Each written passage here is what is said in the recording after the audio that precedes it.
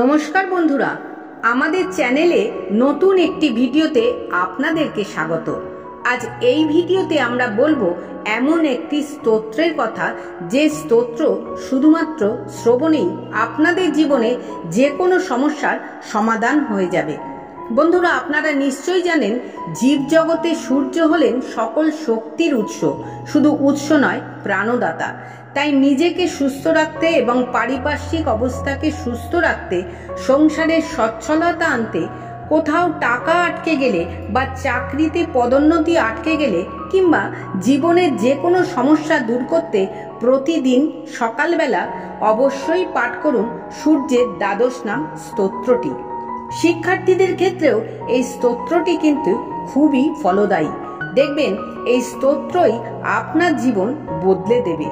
তাই প্রতিদিন সকালে স্নান করার পর পূর্ব দিকে মুখ করে আমাদের ভিডিওতে দেওয়া এই স্তোত্রটি পাঠ করুন। যদি পাঠ করা সম্ভব না হয় তাহলে ভিডিওতে দেওয়া স্তোত্রটি সকালে স্নান করার পর অবশ্যই শুনুন ও মনে মনে সূর্যদেবকে স্মরণ করে স্তোত্রটি উচ্চারণ করুন। ফলাফল আপনি নিজেই উপলব্ধি করতে পারবেন। তাহলে পাঠ করছি সূর্যের দ্বাদশ নাম স্তোত্রটি। ওম সুং সূর্যায় নমঃ। আদিত্যঃ প্রথমং নামঃ। দ্বিতীয়ং তু দিবাকরঃ।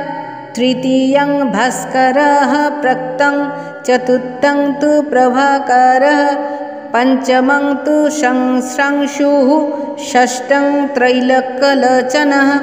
सप्तमं हरिदश्च। अष्टमं च विभावसु। नवमं दिनकरं प्रक्तो। दशमं द्वादशोत्तकः। एकादशं त्रयमूर्तिः। द्वादशं सूर्य एव च।